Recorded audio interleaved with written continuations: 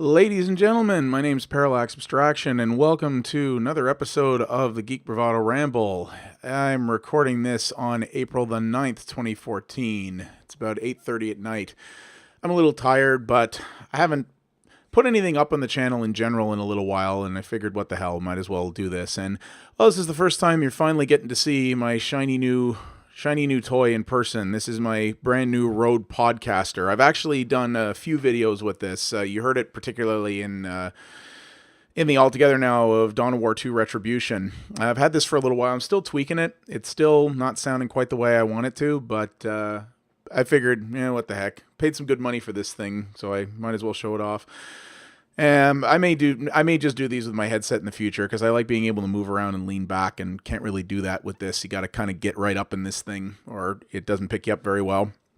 But good thing I bought this when I did. It's been not going to talk about this too much. It's been an interesting couple of weeks. I lost my job about 2 weeks ago, completely unexpectedly. Not going to talk about that too much, but yeah, was totally unexpected, and well, I feel for the people who are left where I was working, because it's not too good over there right now, I don't think. But I'm in the process of interviewing for another job that stands to be a lot better, and I'm still waiting to get through that process. So hopefully I won't be unemployed for too long. And thankfully, because of Windows XP going away, I've had a crazy run on freelance tech work the last couple of weeks that has brought in a lot of money and is going to give me a few months of runway should I need it, which is very, very good indeed. So we'll see how that goes.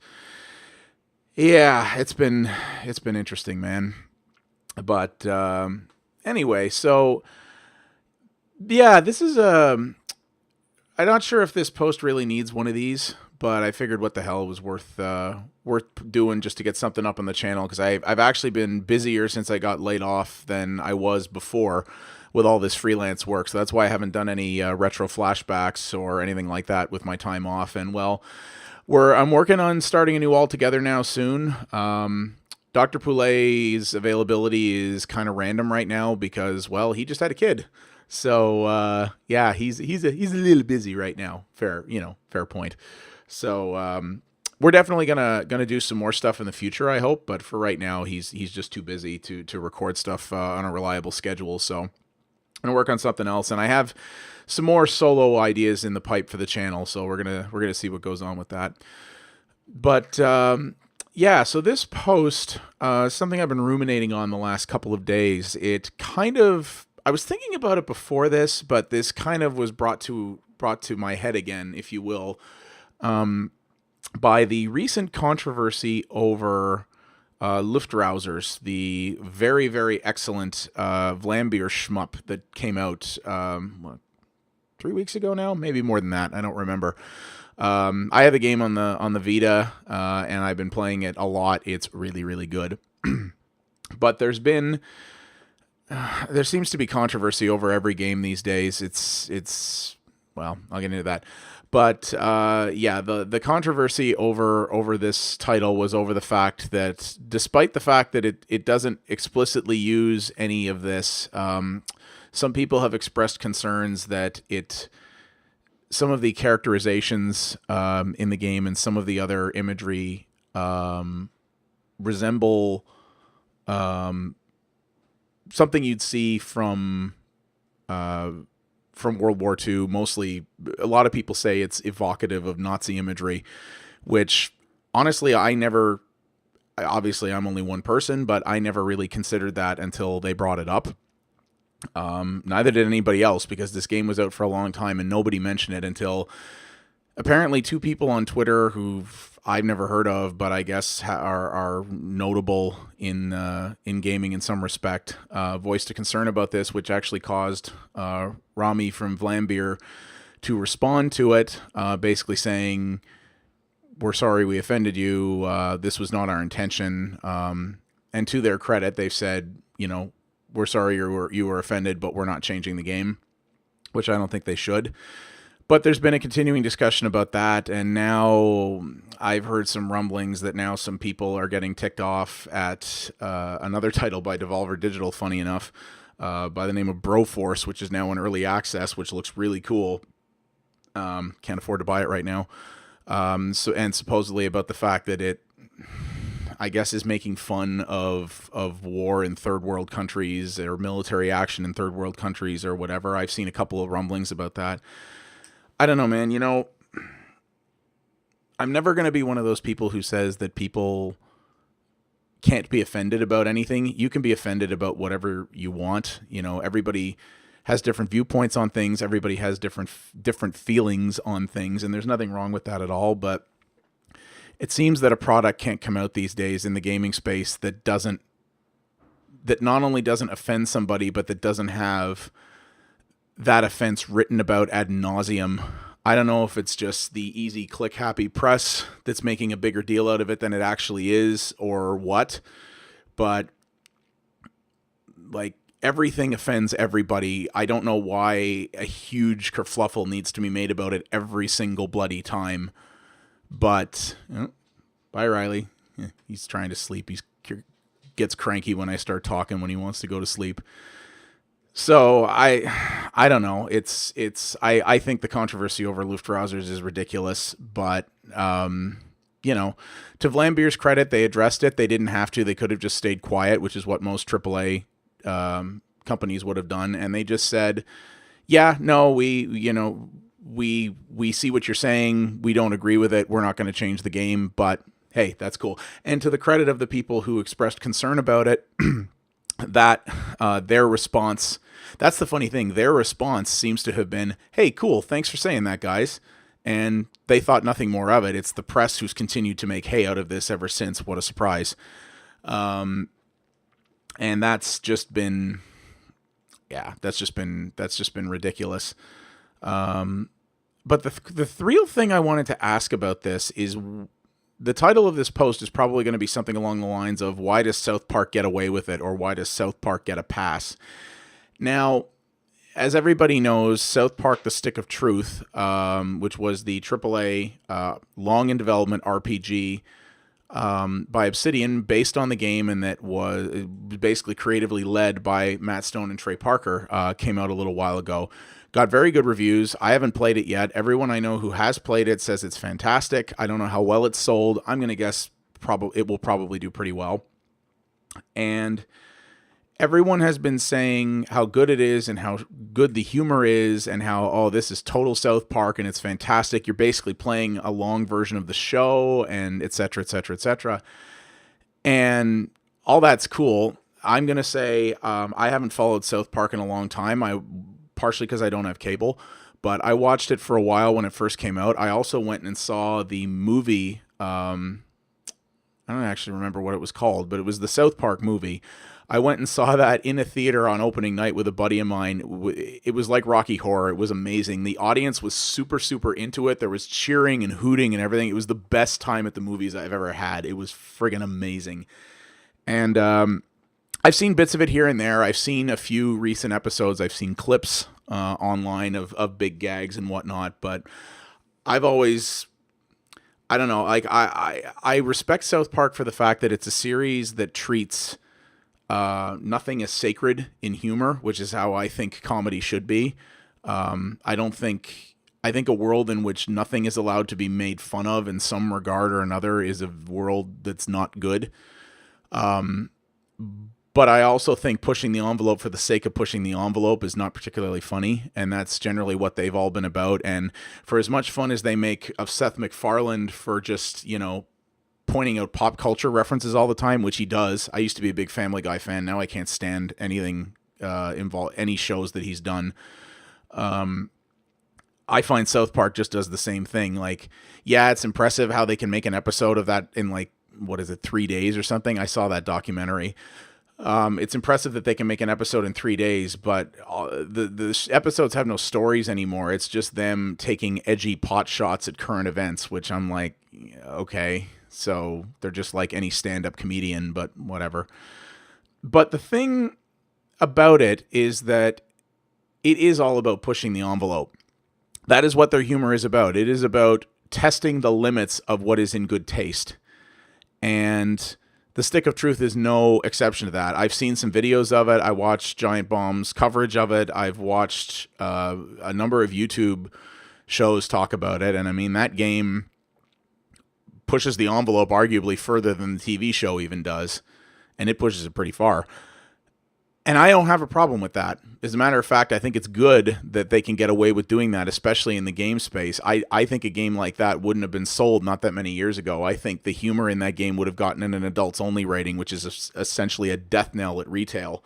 I think it's cool that that game was able to exist. And I can't afford to buy any games right now, but if that goes 50% off in a Steam sale in the summer, I'll totally pick it up and give it a shot. But the thing that I don't understand is people are getting upset at Luftrausers because it supposedly has Nazi imagery in it. It doesn't.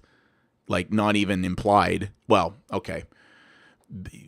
That's going a little bit too far. There are things you can see in comparison shots where you can go, well, maybe there's something to that, but there's no, they don't wear swastikas and they don't go Sieg Heil or anything like that when in mission briefings or anything like that.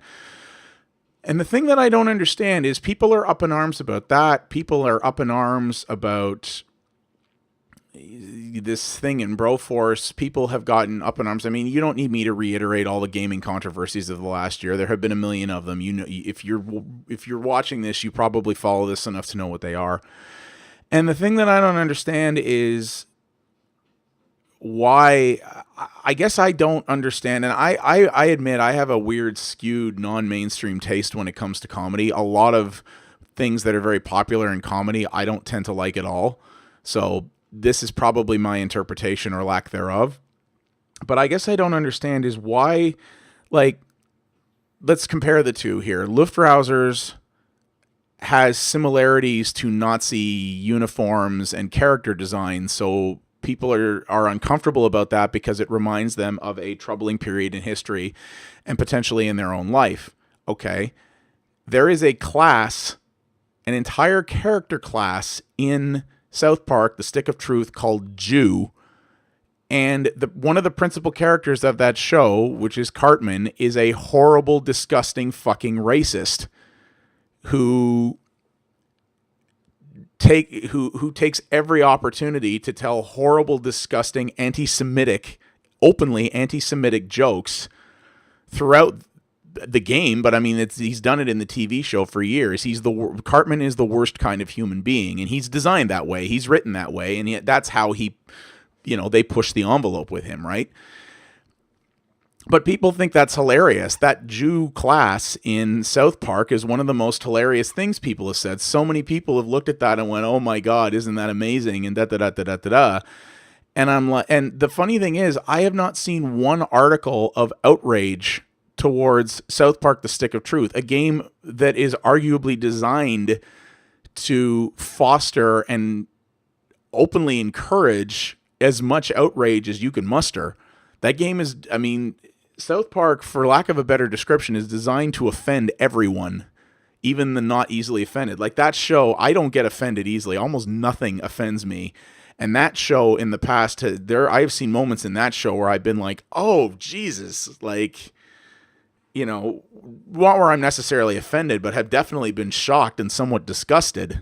And, I'll be the last person to say, and to the credit of everyone who has been up in arms about Luftrausers or Dragon's Crown or Broforce or any of these other things, very few people out there have actually, they've complained, they've been outraged, but none of them have said, few have said, I should say, hey, these developers are bad people, or hey, they shouldn't be allowed to make this game or release this game because it offends me. Like I said, people can be offended about whatever they want. They can vocalize that if they want. I don't particularly care. I'm kind of sick of hearing it, but that, I don't have to consume that outrage either. Where they cross a line with me is only when they start saying that certain content shouldn't be made because it bothers them. Then we got a problem. And no one's really been saying that, but I just don't understand why so many people have been praising South Park and saying this is really, this is really good, this is really funny. This is South Park done the way it should be. Bravo for such, doing such a good job of translating their TV show into a video game. And yet we have article after article after article about, some of which outright saying, are Vlambeer Nazi sympathizers? Vlambeer, a studio run by two guys in the Netherlands. It's kind of like, really? And I've just been wondering that. I guess that it's an open question because I truly don't know. Why does South Park get away with it? Is it just that? Is it that South Park has been around so long that it's no longer, even though it's still popular, it's no longer fresh and doesn't have that cachet it used to have, so that people don't really care about it anymore because it's not the hot new thing? Has it been around so long that it's what people just expect from it? So when they see Parker and Stone push the envelope of offensiveness, they're just like, well, kind of a boys will be boys reaction. Oh, those guys, oh, you, and all that stuff. Are less people paying attention to it?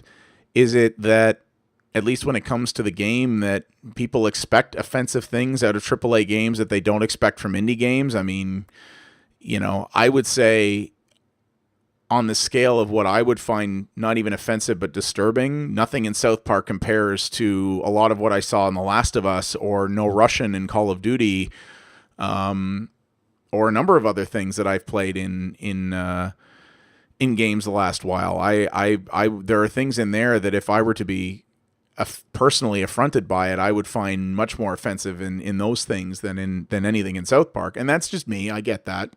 Everybody's different. I've said that already. But yeah, I wonder, and I really am wondering if somebody can answer this for me, because I feel there's an answer out there, is just what makes these guys so special. And especially Broforce is one thing, I guess, because it's a developer, it's the first game by that developer, and it's something nobody's ever heard of. The game, no one had heard of the game or the team before. Vlambeer is very well known. They've put out a number of very popular titles. They are considered very, very, very, very prolific indie developers with good reason. They make great games. And maybe that's why people are a little put off by it, or people are put off that the indie space undertook something.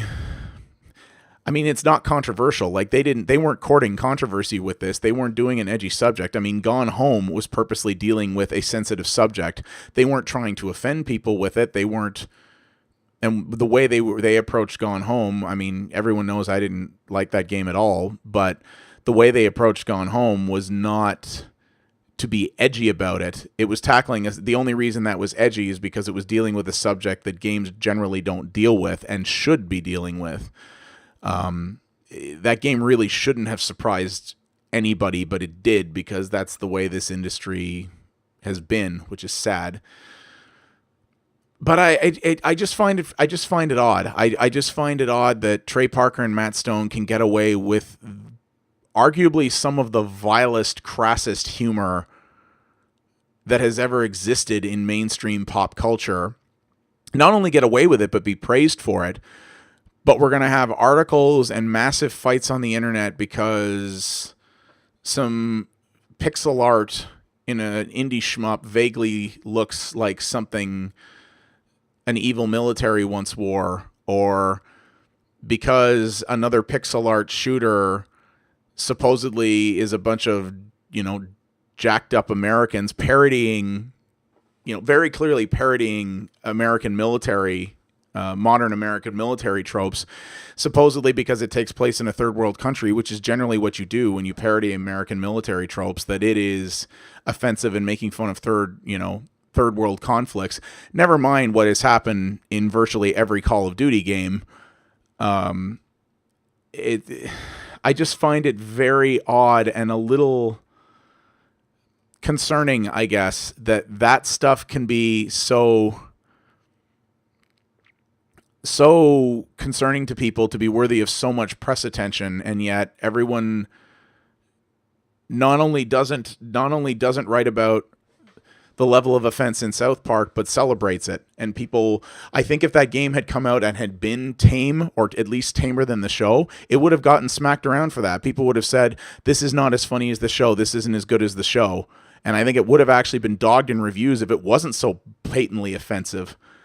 And there's something, I don't know, in my mind, I find something really wrong with that, and I find it an incredible double standard.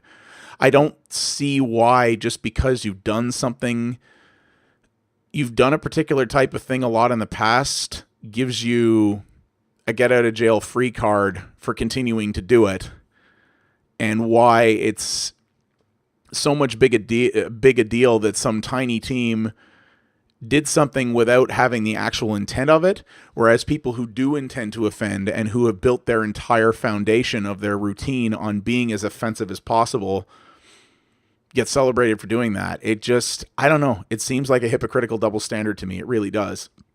And like I said, I'm passing judgment on no products. Luftrausers did not offend me at all. South Park: The Stick of Truth, when I play it, will probably shock me, but it will not offend me. And I will never say that any product doesn't deserve to exist. I think they all deserve to exist, and yeah, I think they deserve to succeed. And that's the thing. Luftrausers already succeeded. It was profitable after something like 2 days, I think. So it very clearly doesn't matter what anybody thought of it. So yeah, I don't know. It's very, very odd. But yeah, I just wanted to throw that out there. And like I said, this is a post that probably didn't really need an accompanying thing with it, but I hadn't put something up on the channel in a little while, so I thought I'd do that. But anyway, curious what you guys think, and let me know how the new mic sounds in relation to what I had before as well. I'm curious what you guys think about that. But yeah, that's about it for this one. So thank you guys for watching, and I will see you next time.